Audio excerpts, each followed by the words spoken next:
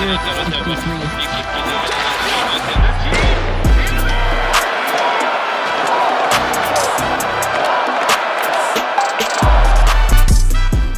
there and welcome to this bonus episode of the Gazette's Hockey Inside Out show. I'm Stu Cowan of the Gazette and I'm joined by my regular partners here, former Canadiens teammates and 1986 Stanley Cup champs, Chris Nilan and Rick Green. Guys, the Canadiens have been having goaltending problems this season with Sam Montembeault and Jacob Dobes. Inconsistency. Meanwhile, Jacob Fowler in his first 9 games in Laval with the Rocket has a 6-3 record, 3 shutouts, a 2.01 goals against average, and a .924 save percentage. Rick, do you think there's any chance we see the Canadiens call him up this season? It seems those stats were similar to Dobes before he got brought up. And, that's the American League, not taking anything away from him, but he's doing a hell of a job there and great to see. Now, moving forward here, is it worthwhile giving him a look? Possibly, if they continue to struggle in that department, that they can't get their guys that they're hoping to carry the load to get their A game out there. And it's going to be a fine line on how they handle that situation, whether or not they want to give Fowler a real good, NHL look, if you will, not like a primo type thing. He's supposed to be really good.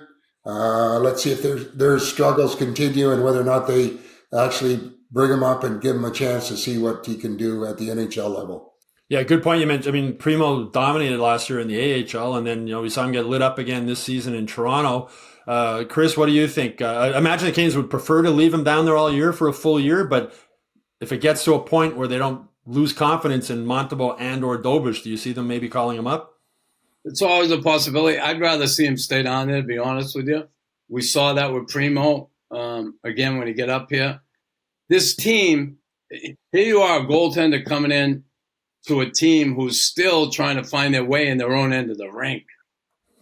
And I don't care who the goalie is, Carey Price, Patrick Roy, Brodeur. When you have a young team who struggles at time in their own end, man, you can only stand on your head so many nights. That's it. You can only do that so many nights.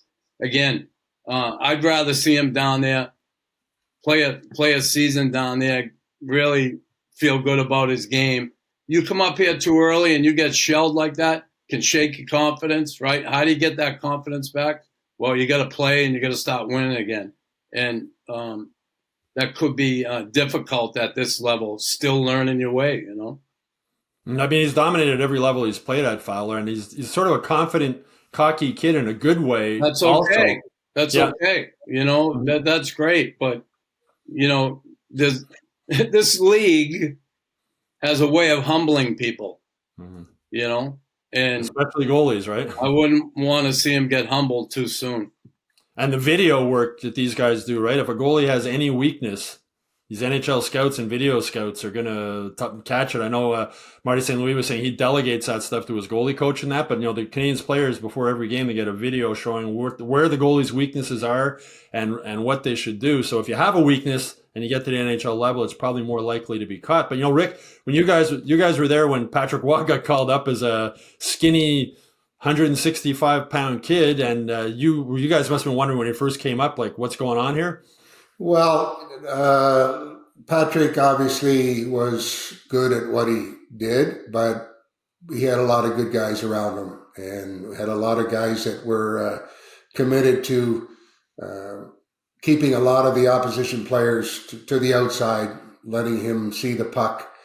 And opposition knew very well that if he made the first save, there's no way in hell that they were going to get the rebound, because we did have a few defensemen that stayed in front of the net when in doubt, that cleaned up a lot of the scrambles and the crap that used to go on back in the day. But it's a tough position.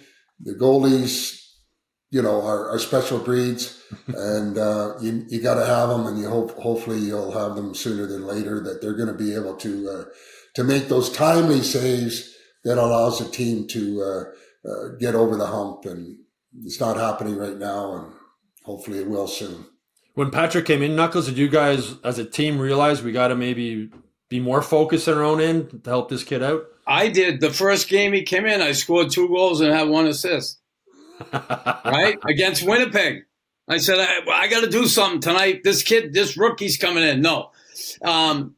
Listen, Greeny's right. We had a really good defensive team. I'm not taking anything away from Patrick, but you stop the first shot, chances are they weren't getting a rebound shot against us.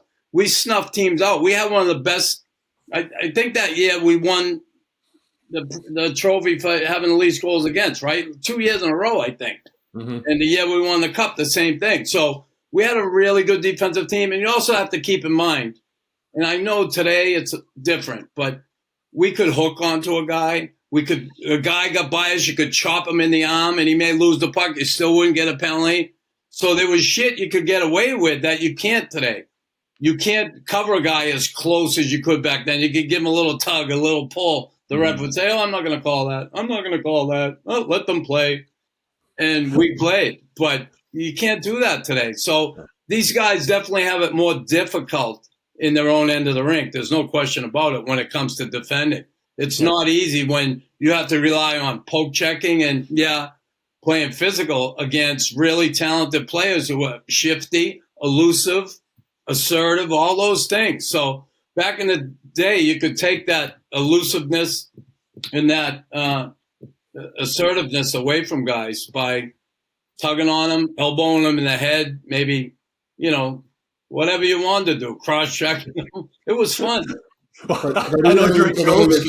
Today's game, I don't care. When in doubt, you might as well go to the front of the net because that's where the damage is done. And too often, there's a lot of open space there where nobody is in front of the net. And I won't say that it's a responsibility of the forward because they should be in the quarter. It is. But it's a commitment, and it has to be done perfectly in order for them to have any type of success in snuffing out those opposition forwards from getting point-blank chances in front. But if you're not sure, go to the front of the net because something's going to happen there. Essentially, you were talking about the old days there, Knuckles. During COVID, I was watching a couple of the 93 Cup final games with my son, and Carbo on Gretzky, hooking, holding, hacking, and my son's looking at me, that's not a penalty? I was like, not then, it wasn't.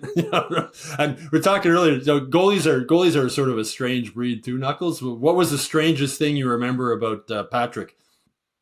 Nothing strange. I just, Patrick was Patrick.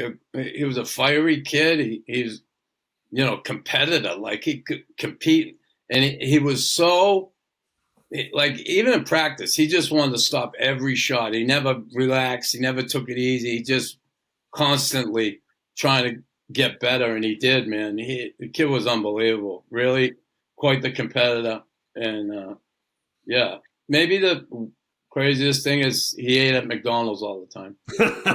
Didn't he have some weird superstition, Rick, with pucks or something in the locker room? Yeah, he'd stare at the puck, right? Yeah, and he would put the 4 pucks in front of his stall in certain position, and nobody could touch him. Staring at them. He would stare at them. And the poor kid that ended up touching them ended up losing his job because he moved the puck. And Patrick went lunatic. So anyways, they're special breeds, but the bottom line is just stop the puck. You're as good as your last save. Like, make it happen. And the ones that consistently do that and play in the NHL for a long time, you got to give them a lot of credit because it's a tough job, and you got a lot of great snipers out there that can really make that puck go. Yeah, well, whoever's in net for the Canadiens moving forward, they need to stop some more pucks. Dobes and Montembeault both with save percentages below 900. Anyway, that's it for this Hockey Inside Out Show bonus episode. I hope you all enjoyed it out there. We'll have one more bonus episode coming up in the next couple of days, so look for that. In the meantime, if you haven't done so already, please subscribe to our Hockey Inside Out YouTube channel.